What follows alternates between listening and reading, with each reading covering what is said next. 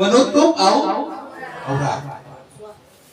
Ini insyaallah adik-adik yang di desa Awil ini insyaallah semuanya menutup aurat. Kita nggak ragu, nggak mau celananya dirobek karena modern, nggak mau bajunya ketat karena pergaulan, nggak mau, karena mereka ingin telah. Kita punya adik di rumah. Bagaimana kita menjadi contoh bagi adik-adik kita, adik kelas kita di sekolah, adik latih kita di dunia pendidikan, adik tercinta kita dalam rumah tangga. Kasih teladan. Apakah sudah jalan? Ini jawaban bagi kita sendiri. Kami menyampaikan ini di kantor. Sopan santun. Apakah kita sopan santun sudah dalam diri kita? Sudah kita menjawab dengan jawaban orang tua dengan baik?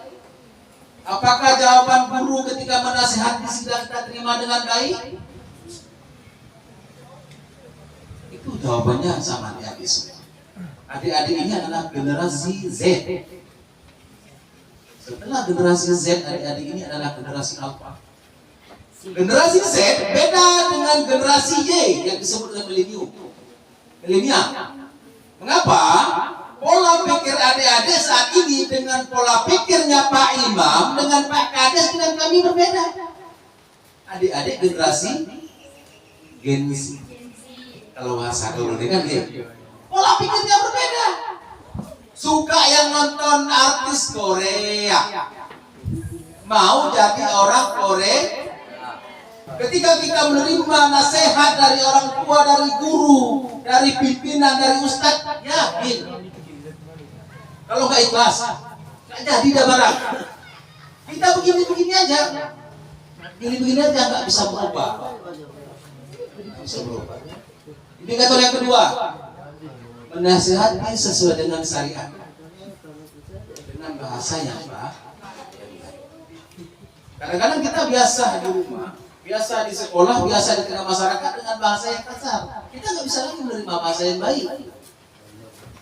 Adik-adik, kami di Masjid Agung Ibu Halilullah, security itu haram menyampaikan kalimat yang tidak baik.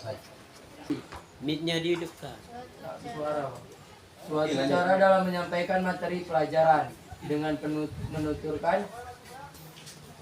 menuturkan secara kronologis tentang bagaimana terjadinya sesuatu hal, baik yang sebenarnya terjadi ataupun hanya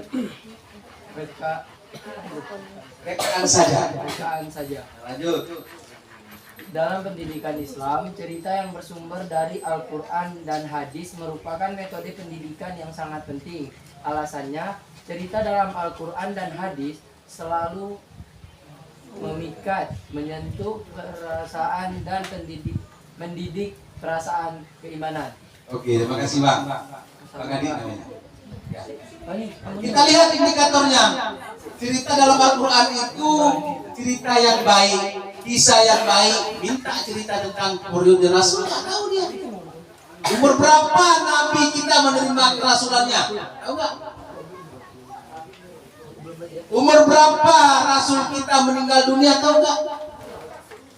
Al-Quran menjadi permainan kita dalam hari-hari. Apa? Ketika kita olahraga, waktu salat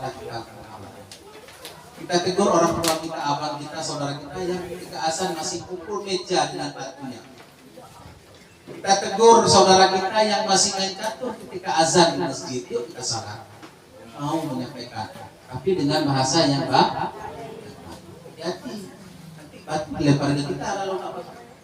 Jadi bahasa yang baik. Lanjut Bang. Nih, yang di belakang. Adik-adik di belakang. Nomor 2 dari belakang, coba baca di tengah. Abu-abu. Yang abu-abu. Tidak baca. Udah baca terus, nggak apa-apa. Kan bisa baca, nggak masalah itu. Baca terus. Oh, sama lu. Sawah.